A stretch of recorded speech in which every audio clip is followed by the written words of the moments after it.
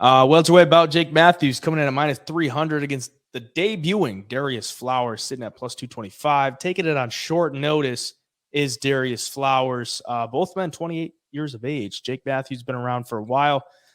He was on the Ultimate Fighter a while ago, but he's kind of been up and down in the UFC. His last time out against Matthew Semmelsberger was not his best performance. He went in there as a pretty sizable favorite, and you saw right through it. I think you took a bet on Matthew Semmelsberger. Oh, yeah.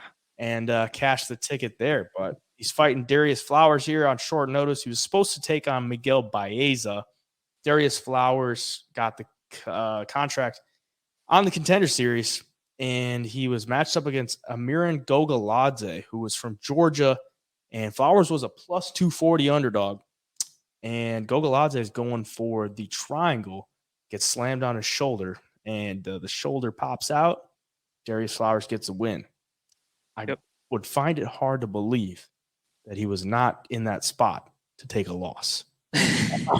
I'm being honest. Yeah, because Darrius Flowers, he didn't have like the greatest regional run. Like, let's just be straight up. Like, a good amount of losses. He flirted with some boxing fights, lost pretty much all those as far as what I could see at Tapology. He had like 3 straight wins, 2 of them in LFA, and they were both knockouts. And then he gets the Contender Series fight against a guy who was like a pretty solid prospect from Georgia. So big favorite too. Yeah, he was a pretty big favorite. He gets a win by an injury that he caused, but an injury nonetheless. Coming in here against Jake Matthews, I find it hard to believe that he's going to come in this one and win, that they want him to win. Like that, granted, this is a fight. Like, it's not always they want this guy to win, but he's taking it on short notice.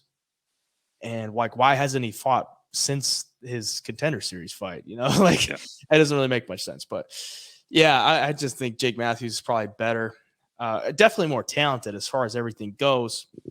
Could he let you down? Absolutely. He's had a lot of letdown performances. The one that sticks out that he did well in was this like return fight against Fialio, but that doesn't age well either. So it's at minus 300, a little chalky, but Darrius Flowers, I just don't think, he could catch him, but I just don't think he's as technical, as skilled as Jake Matthews. What do you think? Yeah, no, I agree with you. And especially short notice going in to fight at elevation for Darrius Flowers, I think is going to be a big disadvantage because he does have that kind of that style and size and everything where he burns hot. He's going to burn some energy out there, and he's explosive, and that could come back to haunt him, especially in this fight against Matthews, who can fight at a kind of a chaotic pace like we saw against Fiallo and Matthew Semmelsberger.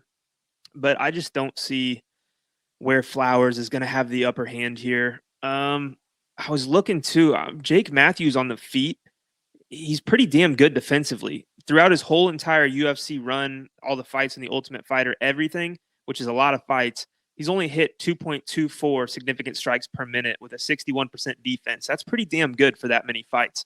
So I think on the feet, he'll be the clear favorite here. Darrius Flowers, obviously a strong dude, but if he does come in there and try to wrestle Jake Matthews or go for any slams again or anything like that, I think he just burns himself out, especially at elevation. I think Jake Matthews walks away with his hand raised. Yeah. Pretty simple as that, from my opinion, at least. I haven't seen a bunch in Darrius Flowers that I'm just over the moon about. Yeah, me either. It's MMA. Anything can happen, but I think Jake Matthews should be able to get it done.